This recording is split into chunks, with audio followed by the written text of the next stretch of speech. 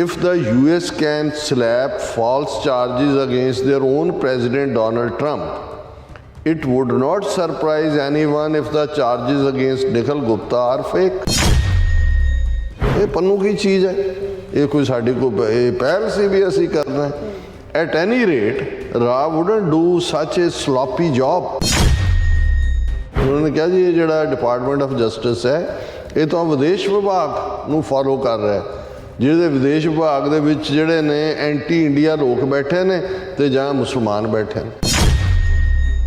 American diplomat ਨੂੰ ਚੱਕੋ ਉਹਨਾਂ ਦੀ ਐਮਬੈਸੀ ਤੋਂ, ਰਾਤ ਦੇ ਦਫ਼ਤਰ 'ਚ ਲੈ ਜਾਓ, ਟਾਰਚਰ ਕਰੋ ਉਹਨੂੰ, ਮਨਾਓ ਔਰ ਫਿਰ ਅਮਰੀਕਾ ਦੇ ਨਾਲ ਡੀਲ ਬਣਾਓ ਕਿ ਉਹ ਨਿਖਿਲ ਗੁਪਤਾ ਨੂੰ ਸਾਡੇ ਹਵਾਲੇ ਕਰੇ. ਤੁਸੀਂ ਉਹਨੂੰ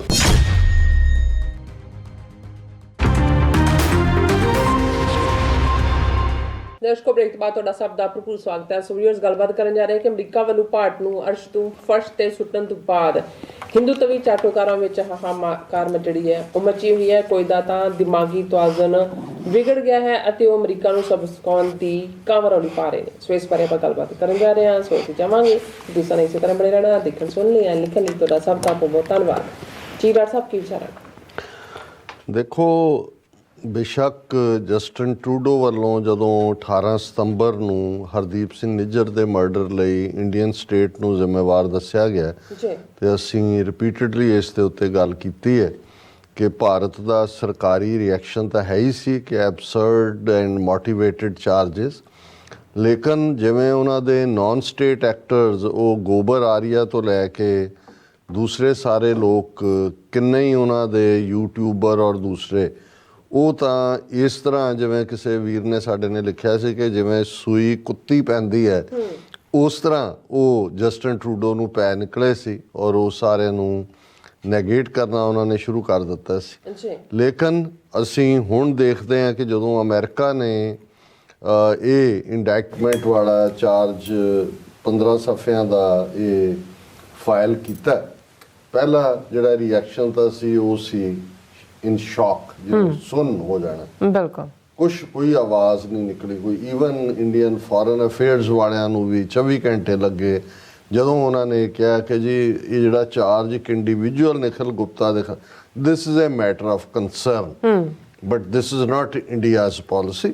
ਲੇਕਿਨ ਅਸੀਂ ਇੱਕ ਹਾਈ ਪ੍ਰੋਬ ਟੀਮ ਬਣਾ ਦਿੱਤੀ ਹੈ which will go over it and all. ਮਤਲਬ ਇਹਨੂੰ ਠੰਡੇ ਬਸਤੇ 'ਚ ਪਾ ਦਿੱਤਾ ਹੈ. ਵਕਤ ਉਹ ਦੇਖ ਰਹੇ ਨੇ ਵੀ ਕਿਵੇਂ ਅਮਰੀਕਾ ਨੂੰ ਜਾਂ ਦੂਸਰਾ ਜਿਹੜਾ ਹੈ ਉਹ ਭਰਮਾਉਣਾ ਹੈ. ਹੁਣ ਇਹ ਵੱਖਰੀ ਕਹਾਣੀ ਹੈ ਕਿ ਵੀ ਅਮਰੀਕਾ ਨੇ ਜਿਹੜਾ ਹੈ ਉਹ ਐਸਰਟ ਕੀਤਾ ਔਰ ਇਸ ਵੇਲੇ ਅਮਰੀਕਾ, ਕੈਨੇਡਾ, UK 'ਚ ਇਹਨਾਂ ਦੇ ਰਾਹ ਵਾਲਿਆਂ ਦੇ ਸਾਰੇ ਸਟੇਸ਼ਨ ਬੰਦ, ਆਲ ਐਕਸਪੈਲਡ ਇਸ ਵੇਲੇ ਵਿਦਆਊਟ ਇਹਨਾਂ ਦੇ ਆਪਰੇਟਿਵਸ ਦੇ.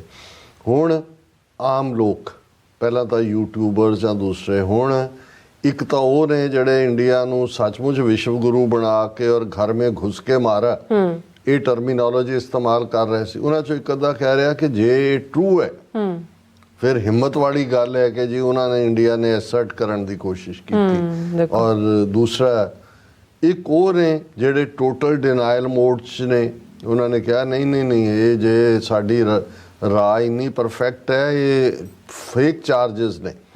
ਜੇ ਸੱਚਮੁੱਚ ਰਾਹ ਕਰਨਾ ਚਾਹੁੰਦੀ ਤਾਂ ਰਾਹ ਨੇ ਸਕਸੈਸਫੁਲੀ ਕਰਨਾ ਸੀ, ਜਿਸ ਤਰ੍ਹਾਂ ਉਹਨੇ ਪਾਕਿਸਤਾਨ 'ਚ ਆਪਣੇ ਟਾਰਗੇਟ ਹਿੱਟ ਕੀਤਾ. ਇੱਕ ਕਲਾਸ ਉਹ ਹੈ. ਇੱਕ ਉਹ ਹੈ ਜਿਨ੍ਹਾਂ ਦੇ ਵਿੱਚ ਸਾਬਕਾ ਕਈ ਡਿਪਲੋਮੈਟ ਵੀ ਸ਼ਾਮਲ ਨੇ ਜਿਹੜੇ ਅਮਰੀਕਾ ਨੂੰ ਕਹਿ ਰਹੇ ਨੇ ਕਿ ਅਸੀਂ ਤਾਂ ਤੁਹਾਨੂੰ ਪਹਿਲਾਂ ਹੀ ਕਹਿੰਦੇ ਸੀ ਕਿ ਅਮਰੀਕਾ ਦੀ ਦੋਸਤੀ ਜਿਹੜੀ ਹੈ ਇਹ ਭਾਲੂ ਦੇ ਨਾਲ ਜੱਫੀ ਪਾਉਣੀ ਹੈ, ਇਹਨੇ ਤੁਹਾਡਾ ਨਹੀਂ ਬਣਨਾ ਹੈ. ਦੇਖੋ ਅਮਰੀਕਾ ਪਾਕਿਸਤਾਨ ਦਾ ਨਹੀਂ ਬਣਿਆ, ਅਮਰੀਕਾ ਦੇਖੋ ਫਲਾਣੇ ਦਾ ਨਹੀਂ ਬਣਿਆ, ਢਿਮਕੇ ਦਾ ਨਹੀਂ ਬਣਿਆ, ਇਹਨਾਂ ਨੇ ਤੁਹਾਡਾ ਕਿਤੋਂ ਅਸੀਂ ਤਾਂ ਪਹਿਲਾਂ ਹੀ ਕਿਹਾ ਸੀ ਇਵੇਂ ਨਾ ਕਰੋ ਤੇ ਇਹ ਉਹ ਹੈ. ਔਰ ਇੱਕ ਕਲਾਸ ਉਹ ਹੈ ਜਿਹੜੀ ਉਹ ਕਹਿੰਦੇ ਆ ਕਿ ਵੀ ਕੁਛ ਨਹੀਂ ਹੈ, ਚਾਰ ਚੂਰਜ ਲੱਗਦੇ ਰਹਿੰਦੇ ਹੁੰਦੇ ਨੇ. ਪਹਿਲਾਂ ਕਿਹੜੇ ਦੇਖੋ ਇਜ਼ਰਾਈਲ ਨੇ ਇੰਨੇ ਵਾਰ ਕ੍ਰਾਈਮ ਕੀਤੇ ਨੇ ਤਾਂ ਹੀ ਗੋਟ ਅਵੇ with it, India shouldn't bother about it.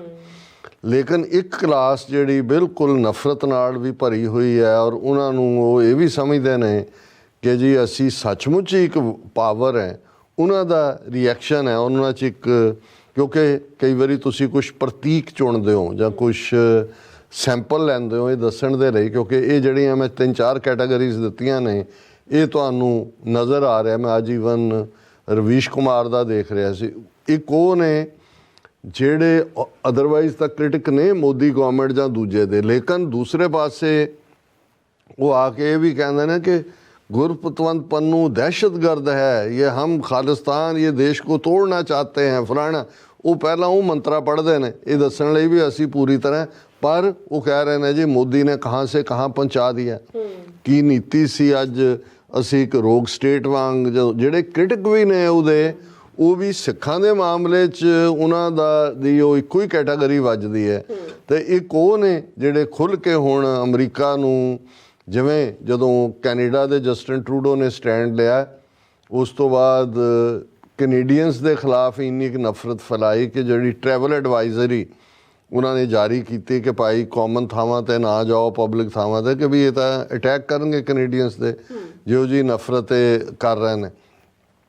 America ਦੇ ਮਾਮਲੇ 'ਚ ਵੀ ਹੋ ਸਕਦਾ ਆਉਣ ਵਾਲੇ ਦਿਨਾਂ 'ਚ ਜੇ ਜਿਉਂ-ਜਿਉਂ ਇਹ ਪੁਸ਼ ਹੋਏਗਾ, ਹੁਣ ਇਹ ਨਜ਼ਰ ਆਏਗਾ ਕਿ ਭਾਈ ਇਹ ਟਰਾਇਲ ਕਿੱਧਰ ਨੂੰ ਜਾਂਦਾ ਹੈ। ਹੁਣ ਇੱਕ ਰਕੇਸ਼ ਕ੍ਰਿਸ਼ਨਨ ਨਾਂ ਦਾ ਬੰਦਾ ਸਿਨਹਾ ਜਾਂ ਸਿਮਾ, ਉਹ ਇਹ ਕਹਿੰਦਾ if the US can slap false charges against their own president Donald Trump, it would not surprise anyone if the charges against Nikhil Gupta are fake। ਉਹਨੇ ਕਿਹਾ ਜੀ ਦੇਖੋ ਹੁਣ ਇਹਨਾਂ ਦੀ ਪ੍ਰੋਬਲਮ ਕੀ, ਇੱਕ ਪਾਸੇ ਦੇ ਟਰੰਪ ਸਪੋਰਟਰ ਸੀ ਕਿ ਜੀ ਦੇਖੋ ਟਰੰਪ ਨੇ ਵੀ $2 ਮਿਲੀਅਨ ਨਿਊ ਜਰਸੀ 'ਚ ਹਿੰਦੂ ਫਾਊਂਡੇਸ਼ਨ ਤੋਂ ਲਏ, ਜੇਬ 'ਚ ਪਾਏ, ਡਕਾਰੇ ਕਿਆ ਫਿਰ ਨਾਲੇ ਕਿ ਆਈ ਲਾਈਕ ਹਿੰਦੂਜ਼। ਸੋ ਉਹਨਾਂ ਨੂੰ ਕਹਿੰਦਾ ਦੇਖੋ ਸਾਡੇ ਟਰੰਪ ਨਾਲ ਵੀ ਕੀ ਹੋ ਰਿਹਾ, ਉਹਦੇ ਖਿਲਾਫ ਵੀ ਸਭ ਝੂਠੇ ਚਾਰਜ ਨੇ, ਤੁਸੀਂ ਅੰਦਾਜ਼ਾ ਲਾ ਲਓ। ਉਹਨੂੰ ਕਿਹਾ ਜੇ ਉਹਦੇ ਖਿਲਾਫ ਲਾ ਸਕਦੇ ਨੇ ਆਪਣੇ ਪ੍ਰੈਜ਼ੀਡੈਂਟ ਦੇ, ਸਾਡੇ ਖਿਲਾਫ ਵੀ ਝੂਠੇ ਨੇ। Killing the Khalistani Gurpatwant Pannu is not A priority for India. ਇਹ ਪੰਨੂ ਕੀ ਚੀਜ਼ ਹੈ, ਇਹ ਕੋਈ ਸਾਡੀ ਕੋਈ ਪਹਿਲ ਸੀ ਵੀ ਅਸੀਂ ਕਰਨਾ। ਐਟ ਐਨੀ ਰੇਟ ਰਾ ਵੁਡਨਟ ਡੂ ਸੱਚ ਏ ਸਲੋਪੀ ਜੌਬ, ਕਿ ਜੇ ਰਾਹ ਕਰਦੀ ਤਾਂ ਉਹਨਾਂ ਨੇ ਮਾਰ ਕੇ ਛੱਡਣਾ ਸੀ। ਇਹ ਸਲੋਪੀ ਜੌਬ ਥੋੜ੍ਹੀ ਰਾਹ ਕਰ ਸਕਦੀ। ਰਾਹ ਤਾਂ ਜਿਹੜੀ ਹੈ ਉਹ ਗੋਡ ਐਲਮਾਈਟੀ ਹੈ, ਉਹ ਜਿਹਨੂੰ ਚਾਹੁੰਦੀ ਜਿੱਥੇ ਮਰਜ਼ੀ ਮਾਰ ਦਿੰਦੇ। ਦਾ US department of justice is simply following orders from the US State Department, which is filled with entire India officials with liberal and Islamist backgrounds। उन्होंने कहा जी ये ਜਿਹੜਾ ਡਿਪਾਰਟਮੈਂਟ ਆਫ ਜਸਟਿਸ ਹੈ ਇਹ ਤਾਂ ਵਿਦੇਸ਼ ਵਿਭਾਗ ਨੂੰ ਫੋਲੋ ਕਰ ਰਿਹਾ, ਜਿਹਦੇ ਵਿਦੇਸ਼ ਵਿਭਾਗ ਦੇ ਵਿੱਚ ਜਿਹੜੇ ਨੇ ਐਂਟੀ ਇੰਡੀਆ ਲੋਕ ਬੈਠੇ ਨੇ ਤੇ ਜਾਂ ਮੁਸਲਮਾਨ ਬੈਠੇ ਨੇ। ਹਾਲਾਂਕਿ ਕੱਲੇ ਬਾਈਡਨ ਐਡਮਿਨਿਸਟ੍ਰੇਸ਼ਨ ਦੇ ਵੇਲੇ 140 ਹਿੰਦੂ ਜਿਹੜੇ ਨੇ ਉਹ ਉਹਨਾਂ ਦੇ ਵਿਦੇਸ਼ ਵਿਭਾਗ ਤੋਂ ਲੈ ਕੇ ਹੋਮਲੈਂਡ ਸਿਕਿਉਰਿਟੀ ਸਾਰਿਆਂ 'ਚ ਬੈਠੇ ਹੋਏ ਨੇ। ਇਹ ਇਹਨਾਂ ਦਾ ਹੁਣ ਕਨਕਲੂਜਨ ਹੋਰ ਵੀ ਇਹਨਾਂ ਦੀ ਨਫ਼ਰਤ ਨੂੰ ਦੱਸਦਾ ਹੈ। Just do what Russia does, pick up an American diplomat from Chanakyapuri, take him to a raw safe house, beat the living daylights out of him and exchange him for Nikhil Gupta।